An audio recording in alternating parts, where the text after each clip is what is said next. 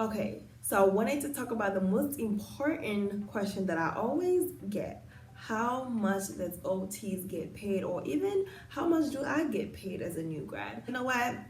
I'm gonna make a video and I'm gonna talk about it. Crazy part about it is that I actually did a presentation in school talking about OT salary. So I am going to be looking at my PowerPoint while I'm doing this video just to make it more, accurate. All right. So the first thing that I want to say, and this is something that I said too when I did my presentation, is that if you want to become an occupational therapist because of how much money that you may be making, then you may not want to do occupational therapy, because I truly believe that you will not be making a lot of money, especially as a new grad, and that's the truth. And I have come to believe that, and I have come to know this. Okay, that's all I'm gonna say. And I think the most important thing out of anything else is to be passionate about the work that you're doing, because it's gonna suck, like really suck, to wake up each morning and just hate going to work. When I was doing my field work always went so fast for me because I enjoyed what I was doing. The only stressful thing about field work was definitely like being graded and making sure that you're perfect, but I love doing therapy and I love learning. And that's the same thing that I feel like now. Like when I started as a new grad, at first I was like, I don't know if I'm ready for this as a new grad. Am I ready? But then when I started working, it came so natural to me. And I think the reason why it was so natural to me is because I enjoy therapy and I love therapy. And that's the reason why I chose therapy as my career, because I really enjoy it. And so that's the most important thing. Like if you're doing it just for the money, then you should not do it. I am telling you right now, you should find another career, you should find another thing to do, because you would not be making that money that you think you're going to be making as an occupational therapist. So just to get that out of the way. Okay, now of course money is important. We all want money, right? I don't think I would be an occupational therapist if I was not getting paid, if I was getting paid the minimum wage. And let's be honest, that's true. I wanted a job where I'll be passionate about it, but I'll also get paid enough that I'm comfortable. Okay, so that was my main thing. The number one thing to think about is definitely experience. Okay, how much experience do you have? You just started as a new grad. Guess what? You're not gonna get paid as much as someone who's been in the game for 10 years. You just not. It's not gonna happen because you're still learning, and that's okay. You have to start from somewhere in order to go somewhere, as long as you're moving, right? So that's one thing. The level of education is also another factor that I looked at when I was researching about salary. So do you have a master's degree in OT? Do you have a doctorate versus do you have an associate degree in OT? That's gonna impact how much money you get paid. Number 3, where are you located? Where do you live? People that live in New Jersey get paid different than people who live in Texas. If you live in a place where OT is in demand, okay, there's a lot of facilities, there's not enough OTs, guess what?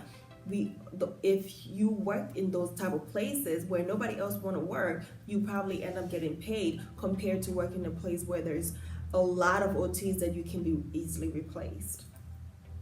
What setting are you working at? If you work in the school, you get paid differently than if you work in a SNF or if you teach OT. So that's something that you also have to factor in.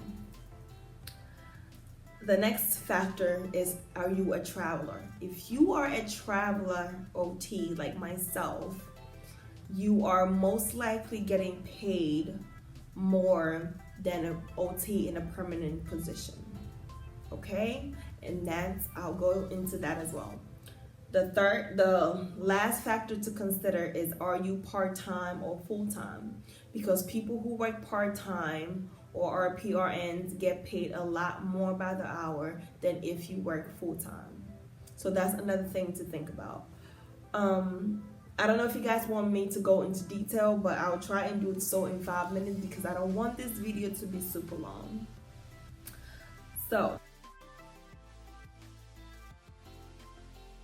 So I'm gonna talk about the top paying settings, okay, for occupational therapists. Research and development is number 1.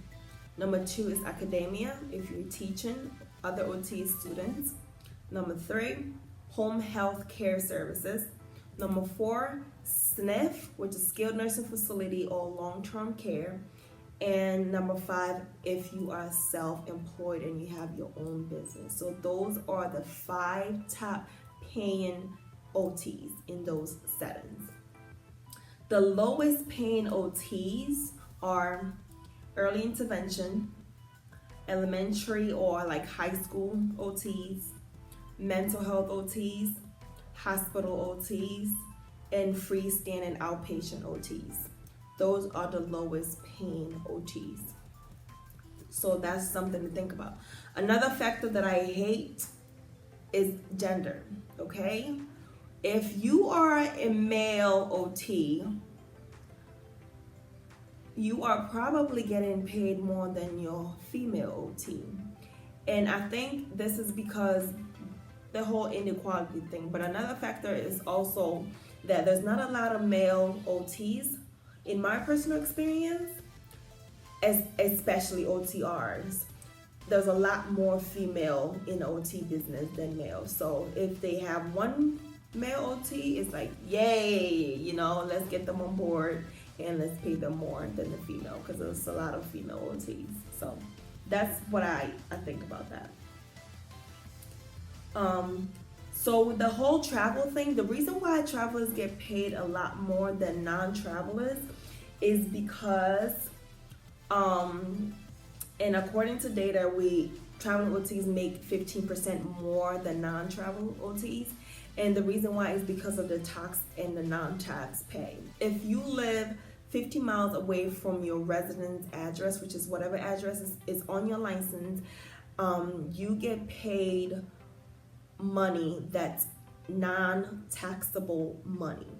And that's how travelers get paid a lot more money than non-travelers.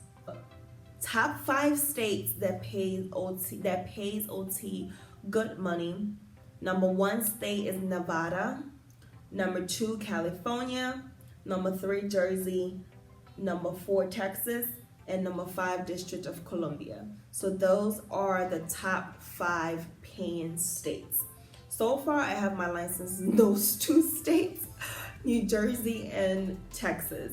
So I'm working on my California one, and I may think about Nevada, but that's just something to think about too. If you are doing field work and you want to make sure that you have fieldwork experience in those settings that I mentioned before, it will be really good for you, so that once you get out of school, you can just go straight into those settings and you have some kind of experience with that. So home health, skilled nursing facilities, yeah. And then as far as the cities, if you want to start your licensure process before graduation. So this is the mistake that I did. I didn't start working on my license until I passed my boards. But the whole licensure process can take a very long time. So my advice to OT students that are about to graduate is start your license process early. You can even start it before you take the boards, because like I said, those take a while. And if you want to work right after graduation, you may want to start that process early, so that the only thing that will be left is for you to send them your score that you passed the board. So just something that I was like, damn. So this is something that I wish that I knew last year, because I could have, I'm still waiting for my New Jersey license to come in, and it's been weeks. That's something that you may want to jump on as soon as you can, so start working to get the process started. Okay, so that's basically it. Oh, if you guys want the figures, I can also give you the figures. So for Nevada, the mean average is $107,000 for the year. For California is $89,000. For New Jersey is $89,000. For Texas is $89,000. District of Columbia is $86,000 a year for OT. So that just to give you some figures, so you can kind of guesstimate what that can be. So yeah, that is it for my video, for the salary video. I hope you guys enjoyed this video, and once again, don't be so worried about making money. You will. It comes with experience, and you will get experience. Just take it as like an advanced field work, but with pay, okay, for at least a year or two, just so you can get your feet wet. You know, you're still learning, you're still growing into becoming a full blown blossoming OT. So don't be so crazy about the pay. I know sometimes I get that way too myself. I'm like, I have all these loans that I gotta pay, I need money, and you know, it can get hard sometimes, but keep your head up, it'll be all right. You know, if you guys have any other questions, please leave them down below. Thank you so much, and I'll see you guys soon. Mwah.